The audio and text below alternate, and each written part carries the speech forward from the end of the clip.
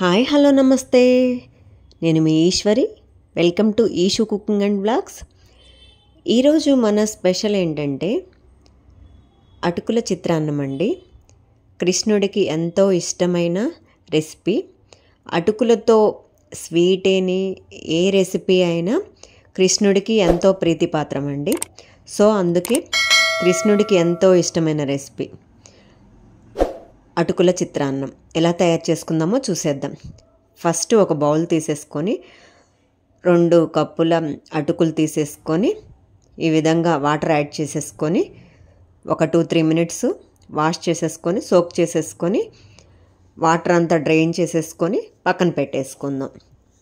ఒక 2-3 మినిట్స్ చాలండి, ఎక్కువ అవసరం లేదు, ఎందుకంటే మరీ మెత్తగా అయిపోతాయి. సో అందుకే వాటర్ అంతా డ్రైన్ చేసేసుకొని వీటిని మనం పక్కన పెట్టేసుకుందాం. ముందుగా స్టవ్ వెలిగించి ప్యాన్ పెట్టేసి ఒక 3 స్పూన్స్ ఆయిల్ వేసేసుకొని కొంచెం హీట్ అయ్యాక ఒక 2-3 స్పూన్ల పల్లీలు, 1 స్పూన్ చనాదాల్, 1 స్పూను మినప్పప్పు, ఒక 1/2 స్పూను ఆవాలు, పచ్చిమిర్చి ఇలా చీలికలుగా కట్ చేసేసి వేసుకోండి. ఒక 4-5, ఒక పావు స్పూను పసుపు, ఒక 1/2 స్పూను సాల్ట్ వేసేసుకొని ఈ విధంగా మొత్తం ఫ్రై అయ్యేంత వరకు వేయించుకోవాలి. తురిమిన పచ్చి కొబ్బరి యాడ్ చేసేసుకోండి, మీకు లేకపోతే ఎండు కొబ్బరైనా యాడ్ చేసేసుకోవచ్చు. కరివేపాకు కూడా యాడ్ చేసేసుకొని కొంచెం ఫ్రై చేసేసుకొని మనం సోక్ చేసేసుకొని పక్కన పెట్టేసుకున్నాం కదా పూలు, అవి వేసేసుకొని ఈ విధంగా స్లోగా మొత్తం ఆ ఇంగ్రీడియంట్స్ అన్నీ అటుకులకు పట్టే విధంగా ఈ విధంగా కలుపుకోవాలి. ఒక్క మూత పెట్టేసి ఒక 2 మినిట్స్ జస్ట్ కుక్ అవ్వనివ్వాలి.